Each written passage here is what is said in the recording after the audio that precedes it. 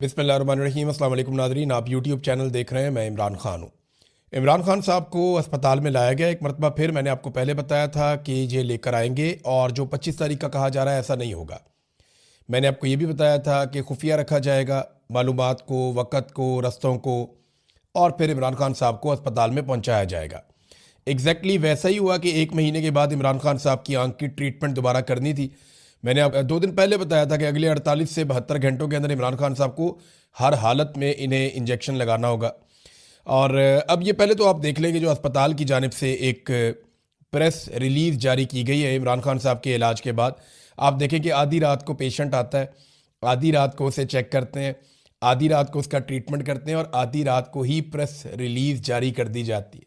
कितना प्रेशर होगा इस पूरे सिस्टम के ऊपर। वैसे तो ये प्रेस रिलीज पहले से लिखी हुई थी, लेकिन मैं आपको फिर भी बता देता हूँ।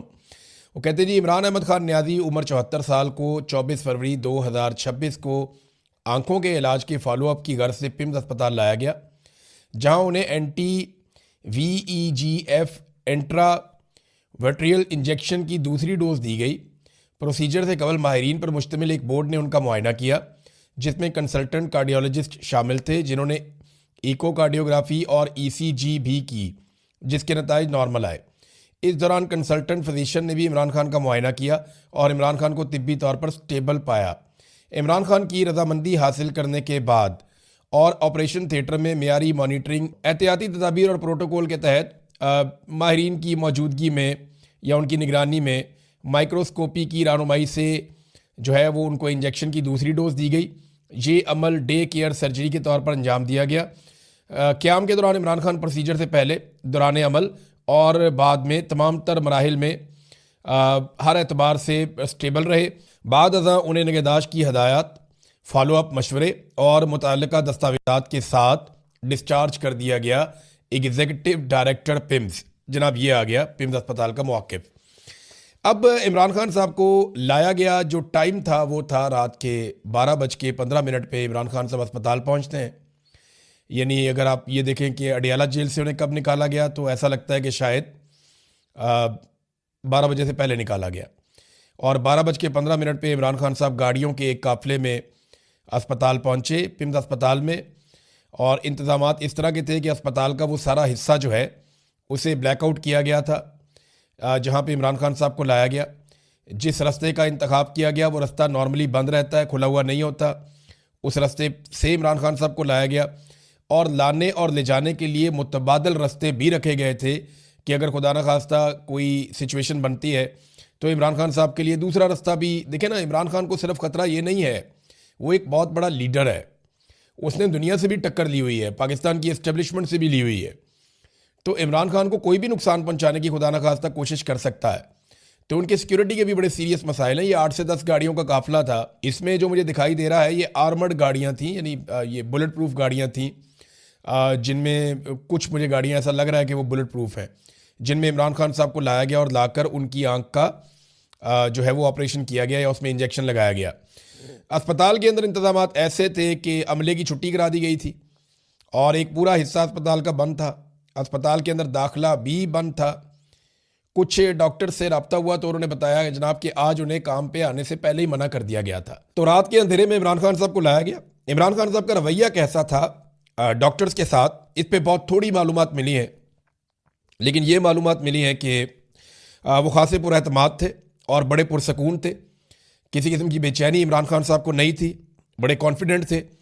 और उन्होंने अमले से बड़ी मुख्तसर बातचीत की और एक सोर्स ने ये भी बताया कि ऐसा लगता था कि डॉक्टर मज़ीद बात करना चाहते हैं, लेकिन वहाँ पे माहौल ऐसा नहीं था। देखिए, सारा का सारा अस्पताल तो यरगमाल बना लिया गया था। अस्पताल के जो डॉक्टर हैं, जो अमले के बाकी लोग हैं, उन्हें तो छुट्टी दे दी गई थी। बाकायदा उन्हें अस्पताल की इंतज़ामिया ने रब्ता करके कह दिया था कि आपने आज नहीं आना। और उनकी जगह पे वहाँ जो लोग ड्यूटी पे थे वो इंटेलिजेंस एजेंसियों के लोग थे और उन्होंने पूरे अस्पताल को जो है वो कंट्रोल किया हुआ था, डॉक्टरों और सर्जन समेत। तो इमरान खान साहब जो है वो उनसे अगर कोई बात करना भी चाहता था तो ऐसी सूरत हाल में कौन बात कर सकता है, वो बात कर नहीं सकता। पाकिस्तान तहरीक इंसाफ को टाइम से पता चल गया था कि इमरान खान साहब को अस्पताल लाया जा रहा है। वो ऐसे कि जिन डॉक्टरों को छुट्टी दी गई उन्होंने फौरी तौर पर अपने मुख्तलिफ ज़राए से रब्ता किया और उन्हें बताया जनाब कि हमें छुट्टी दे दी गई है, आज कुछ होने जा रहा है। और जब उन्होंने आपस में रब्ता किया मुख्तलिफ डॉक्टर्स ने और अमले ने, तो उन सबको कंफर्म हो गया कि छुट्टी सिर्फ एक को नहीं मिली, सबको मिल गई है और ज़्यादातर लोगों को वहाँ से निकाल दिया गया है। तो ये बात पाकिस्तान तहरीक इंसाफ तक पहुँच गई थी कि इमरान खान साहब को अस्पताल लाया जा रहा है। लेकिन आप देखें ना कि उन्होंने इसके ऊपर किसी किस्म की सियासत नहीं की। यानी एक बात तो आज कंफर्म होगी कि पाकिस्तान तहरीक इंसाफ पर, इमरान खान साहब की फैमिली पर जब ये इल्ज़ाम लगाया जाता है कि ये इमरान खान साहब की सेहत के ऊपर सियासत कर रहे हैं, तो ये इल्ज़ाम अब नहीं लगाया जा सकता। तहरीक इंसाफ को पता भी चल गया, इसके बावजूद तहरीक इंसाफ ने ना कोई कॉल दी, ना कोई वहाँ पे आया, ना उन्होंने किसी किस्म का कोई खलल डाला हुकूमत के काम में, और वो इमरान खान साहब के इलाज के ऊपर सियासत नहीं करना चाहती है, बज़ाहिर अब दिखाई दे रहा है। जो इमरान खान साहब की पार्टी है या उनकी फैमिली है, उनके मुतालबात नहीं माने गए। और मुतालबात ना मानने में जो दो अहम चीज़ें हैं, एक तो यह है कि फैमिली की मौजूदगी नहीं थी जब इमरान खान साहब को इंजेक्शन लगाया गया या उनका इलाज करवाया गया पिम्स अस्पताल से, और ना ही अलशिफा में लेकर गए जहाँ पे इमरान खान साहब की फैमिली मुतालबा कर रही थी। नंबर दो, जो ज़ाती डॉक्टरों की मौजूदगी में कहा गया था कि इमरान खान साहब के अपने डॉक्टर्स भी आए जिनकी मौजूदगी में टेस्ट हों और एग्जामिन किया जाए, अब वो भी ख्वाहिश पूरी नहीं की गई।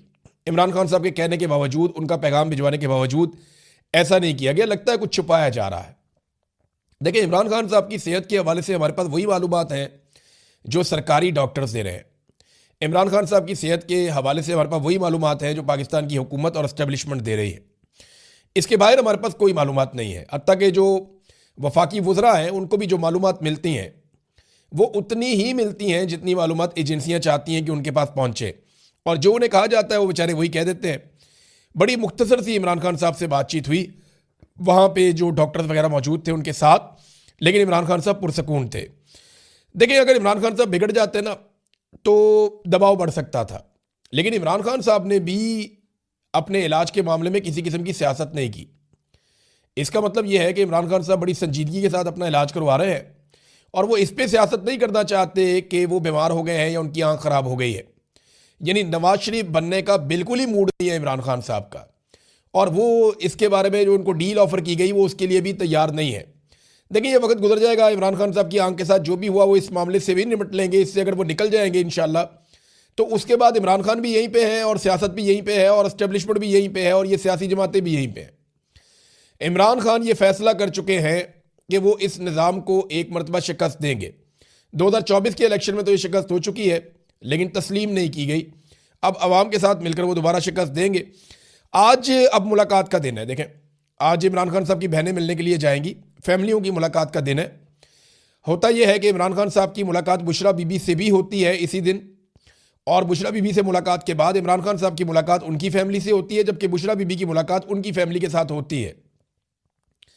लेकिन लंबा अरसा हो गया है इमरान खान साहब की फैमिली की या उनकी पार्टी के लोगों की इमरान खान साहब से मुलाकात नहीं करवाई जा रही, जबकि जो बुशरा बीबी है उनकी फैमिली के साथ मुलाकात होती है। उनकी बेटी और दीगर एक दो लोग मिलने के लिए जाते हैं, तो उनके ज़रिए से सिर्फ खैर खबर इमरान खान साहब की बाहर आती है।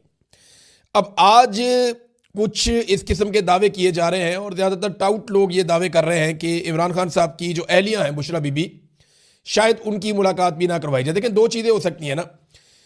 अब बुशरा बीबी जब इमरान खान साहब से मिलती हैं तो उसके बाद वो अपनी फैमिली को मिलती हैं, तो फिर वो अपनी फैमिली को पैगाम दे सकती हैं। अब दो ऑप्शन हैं, या तो बुशरा बीबी की इमरान खान साहब से मुलाकात ना करवाई जाए और बुशरा बीबी की उनकी फैमिली से मुलाकात करवा दी जाए, तो इसमें बुशरा बीबी के पास कुछ भी नहीं होगा जो वो इमरान खान साहब के बारे में अपनी फैमिली को बताएं।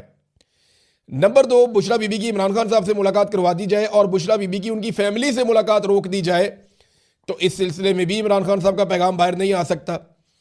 अब देखना यह है कि ये निज़ाम किस हद तक गिरता है। वैसे उसूल और कानून तो ये कहता है कि इमरान खान साहब की मुलाकात उनकी बहनों के साथ करवाई जाए और बुशरा बीबी की मुलाकात उनकी फैमिली के साथ करवाई जाए, और कानून तो ये भी कहता है कि इनके मुकदमात लगाए जाएं, बेगुनाह इन लोगों को कैद किया हुआ है, ऐसी कोई चीज़ इन्होंने की नहीं है। तो शाखाना से जब से पाकिस्तान बना तब से लेकर लोग अब तक तोहफे खरीदते आए, इन्होंने कोई अनोखे नहीं खरीद लिए।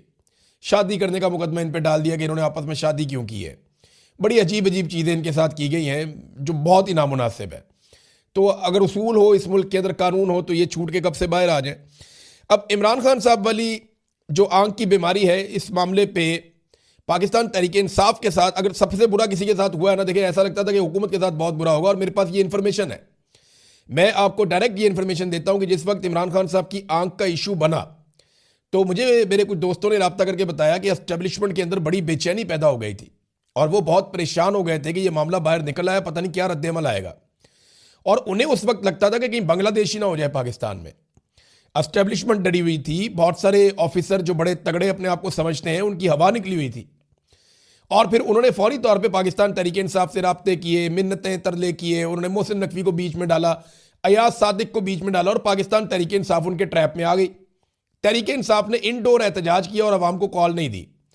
अच्छा, तहरीक इंसाफ को भी ये लगता था, उनसे अगर आप ऑफ द रिकॉर्ड बात करें तो वो कहते हैं जी हम कॉल देते तो कितने बंदे निकल आते, हमारी ग्राउंड पे तैयारी नहीं थी, क्योंकि ग्राउंड पे तैयारी तो की नहीं हुई थी, तो ये कॉल कैसे देते। तो 2-3 दिन जब मिल गए एस्टेब्लिशमेंट को और उन्होंने देख लिया कि पाकिस्तान तहरीक इंसाफ कुछ भी नहीं कर पा रही, तो उनका कॉन्फिडेंस बढ़ गया। और फिर उन्होंने क्या किया, वही जो वो हमेशा करते चले आए, उन्होंने धोखा दिया और धोखा देकर पीटीआई को भी फारिग कर दिया और पीटीआई डिस्क्रेडिट भी हो गई अपने कारकुनों की नज़रों में। जो मोमेंटम एक सुहेल अफरीदी ने बनाया हुआ था, अब वो मोमेंटम भी काफ़ी बिगड़ गया। अब सुहेल अफरीदी साहब और उनके साथियों के लिए एक बड़ा इम्तिहान खड़ा हो गया है, उन्हें एक मुकम्मल प्लान देना पड़ेगा।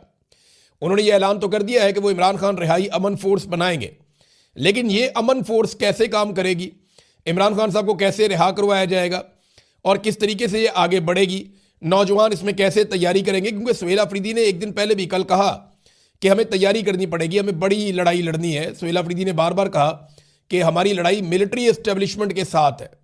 देखिए, बंदूकों के साथ तो आप एस्टेब्लिशमेंट के साथ नहीं लड़ सकते, लड़ना भी नहीं चाहिए और ना वो लड़ना चाहेंगे। हत्ता के 2-3 दफ़ा उन्होंने कत्लेआम कर दिया आसिम मुनीर साहब जब से आए हैं, आर्मी चीफ बने। लेकिन मुझे नहीं लगता कि ये लड़ाई पाकिस्तान के हक में होगी कि अवाम और फौज आमने सामने आकर एक दूसरे पे गोलियां चला रहे हो, ये ना मुनासिब है। और ये पाकिस्तान तहरीक इंसाफ करेगी भी नहीं, एक पॉलिटिकल पार्टी, एक पुरअमन पॉलिटिकल पार्टी है वो, ना इन्होंने माजी में कभी कुछ ऐसा किया और ना मुझे लगता कि आइंदा करेंगे। तो तहरीक इंसाफ ऐसा करेगी भी नहीं, पॉलिटिकल पार्टी है, ना माजी में इन्होंने कभी ऐसा किया और ना मुस्तकबिल में कभी ऐसा करेंगे। हाँ, ये है कि इन्हें एक प्लान देना पड़ेगा, बताना पड़ेगा नौजवानों को खुलकर कि ये अभी हाल ही में नाकाम क्यों हुए, वजूहात क्या थी और अब इनके पास नया प्लान क्या है और उस पर अमल दरामद कैसे करना है। सुप्रीम कोर्ट ऑफ पाकिस्तान के बाहर एक इन्होंने धरना देने का फैसला किया कि रोजाना की बुनियाद पर धरना दिया जाएगा। उससे क्या फर्क पड़ेगा, इन जजों को कोई फर्क नहीं पड़ता, ये जज मेरिट के ऊपर आए ही नहीं। जिन जजों को फर्क पड़ता था वो इस्तीफे देकर घरों को चले गए, यानी जो बड़े बड़े जजेस थे, जिनके बड़े बड़े नाम थे, वो इस्तीफे देकर अपने घरों को चले गए। जो जजेस जहां बैठे हुए हैं उन्हें तो कोई फर्क नहीं पड़ता, जिनके पास इस वक्त ताकत है, जिनके पास इस वक्त इख्तियार है, जो दोनों अदालतों को, चाहे वो आईनी अदालत है चाहे वो सुप्रीम कोर्ट ऑफ पाकिस्तान है, जो उन्हें कंट्रोल करते हैं, तो उनके पास तो इख्तियार भी कोई नहीं है इस वक्त। यानी वो तो एस्टेब्लिशमेंट के ऐसा लगता है कि इशारों पे चल रहे हैं। और सुप्रीम कोर्ट के बाहर धरना देने से नहीं, अगर वकला खड़े हो जाए और वकला अपनी जिम्मेदारी संभाल लें कि उन्होंने इमरान खान साहब के केसेस लगवाने हैं और इंसाफ लेना है, तो फिर कुछ हो सकता है। देखिए, वकील इमरान खान के नाम के ऊपर कोई ना कोई ग्रुप वोट ले रहा होता है हर वक्त, लेकिन वो इलेक्शन के बाद बिल्कुल इमरान खान को भूल जाते हैं। इमरान खान साहब के केसेस तक नहीं लगा पा रहे। अगर आप वकीलों के अंदर ये इलेक्शन करवा देना कि नवाज शरीफ या इमरान खान, तो मेरे ख्याल में वकीलों में भी 70-80% वोट लेकर इमरान खान जीत जाएंगे, जरदारी को, नवाज शरीफ को, सबको शिकस्त दे देंगे। लेकिन दूसरी तरफ अगर आप देखें कि क्या वकील इमरान खान साहब के लिए खड़े होते हैं, तो अफसोस की बात यह है कि नहीं खड़े होते और उन्होंने अपनी जिम्मेदारी अदा नहीं की। अगर वो ये करते तो ये हो जाता कि इमरान खान साहब के कम से कम केसेस लगवाने में वो कामयाब हो जाते। नाज़रीन, ये तो थी पाकिस्तान की सूरत हाल। अब आ जाए ज़रा थोड़ा सा, 1-2 खबरें मेरे पास इंटरनेशनल है, मैं आपके सामने रख देता हूँ। देखिए, अमरीकी सफ़ीर ने इसराइल के हवाले से जो एक स्टेटमेंट दिया है कि ग्रेटर इसराइल बनाया जाएगा और ये बनना चाहिए, इस स्टेटमेंट ने बोर्ड ऑफ पीस के बकिए उधेड़ दिए हैं। देखिए, बोर्ड ऑफ पीस तो इसलिए बना था ना कि इस खित्ते में पीस आएगा, अमन आएगा। अब अमरीकी सफ़ीर जो इसराइल के अंदर तैनात है, वो एक स्टेटमेंट देते हैं कि वो ग्रेटर इसराइल बनाना चाहते हैं और एक्सपेंशन होगी इसराइल की और बहुत सारे मुल्कों की ज़मीनें इसराइल के अंदर आ जाएंगी। बहुत सारा समुंदर और इलाके का कंट्रोल इसराइल के पास चला जाएगा। अब जब इस किस्म का स्टेटमेंट आ गया उनकी जानिब से, तो ट्रंप इंतज़ामिया को उन्हें रोकना चाहिए था या उन्हें शटअप कॉल देनी चाहिए थी। लेकिन ट्रंप इंतज़ामिया की खामोशी जो है वो ये जाहिर कर रही है कि शायद उनकी इस मामले पर रजामंदी है। अब इस स्टेटमेंट के बाद ना तो सफ़ीर को हटाया गया, ना ही उसके बयान की मजम्मत या तरदीद की गई और ना ही सफ़ीर को शटअप कॉल दी गई। तो ऐसे में जो अरब ममालिक हैं उनके अंदर एक बेचैनी पैदा हुई है कि ये तो प्लान कोई और है और बोर्ड ऑफ पीस जो है वो फिर बोर्ड ऑफ पीस नहीं रहता है। ऐसे में वर्ड ऑफ पीस जो है वो मुतनाज़ा होता चला जा रहा है और आने वाले दिनों में ऐसा लगता है कि मज़ीद मुतनाज़े भी हो जाएगा। देखिए, अगर तो ये गज़ा में अमन के लिए बना है तो फिर इन्हें बात करनी पड़ेगी हमास के साथ, इन्हें बात करनी पड़ेगी फ़लस्तीनियों के साथ, फ़लस्तीनियों को एक अलग रियासत देनी पड़ेगी जो उनका हक है, और जब उन्हें अपना हक मिल जाएगा तो सूरत हाल नॉर्मलाइज होना शुरू हो जाएगी। लेकिन यहाँ पे बात हो रही है ग्रेटर इसराइल की, और इसराइल की ये ख्वाहिश है और वो ये कहते हैं कि हमारा ये हक है कि जो हमारी एक बड़ी रियासत हुआ करती थी माजी में कई सदियां पहले, वो रियासत वापस बन जाए। तो उनका नुक्ता नज़र ये है, जबकि अरब ममालिक के अंदर एक बेचैनी पैदा हो गई है। सऊदी अरब ने उसके ऊपर बड़ा सख्त रिएक्शन भी दिया है। नाज़रीन, ईरान के ऊपर ऐसा लगता है कि हमला किसी वक्त भी हो सकता है। ईरान के आसपास अमेरिका ने बहुत ताकत जमा कर ली है, उसके बहरी बेड़े जो है वो बहुत तेज़ी से इस खित्ते की तरफ बढ़ रहे हैं, कुछ पहुंच गए हैं, कुछ आ रहे हैं। उसने जितनी भी उसकी यहाँ पे आसपास फौजी अड्डे हैं अमेरिका के, उन्होंने वहाँ पे अपने हथियार और अपनी ताकत को बढ़ाना शुरू कर दिया है। ये बहुत इंपॉर्टेंट है। देखिए, अभी शहबाज शरीफ ने कहा कि साउथ एशिया के लिए डोनाल्ड ट्रंप एक सेवियर है, और साउथ एशिया में डोनाल्ड ट्रंप ऐसा लगता है कि एक जंग छेड़ने जा रहे हैं। और ये बात आप अपने जहन में रखें कि ईरान के अंदर एक मरतबा फिर मुजाहरे शुरू हो गए। जितनी ताकतें ईरान में रजीम चेंज करवाना चाहती हैं, चाहे वो कुर्दों का इत्तेहाद हो, चाहे वो तलबा की तंजीमें हो, चाहे वो मौजूदा रजीम के खिलाफ लोग हों, चाहे रज़ा पहलवी हों, ये सारे एक साथ एक्टिवेट हो गए हैं और एहतजाज शुरू कर दिया है और जोर लगाना शुरू कर दिया, और इस उम्मीद में है कि डोनाल्ड ट्रंप इनकी मदद करेगा। ईरान के अंदर एक मोबाइल फ़ोन कंपनी जो है उसका सिस्टम हैक हो गया और उसके ऊपर डोनाल्ड ट्रंप की तरफ से एक पैगाम भी जारी हो गया कि जनाब डोनाल्ड ट्रंप करके दिखाएगा। तो अब ये जो सारी चीज़ें हैं ना, ये आप जहन में अपने रख लें कि किसी वक्त भी ईरान के ऊपर अगर अटैक होता है तो पूरा खित्ता एक नई सिचुएशन से दो चार होगा, और इसमें अरब ममालिक को बड़ा अहम फैसला करना पड़ेगा। तो नाज़रीन, अब तक के लिए इतने, अपना ख्याल रखिएगा, अपने इस चैनल का भी। अल्लाह हाफ़िज़।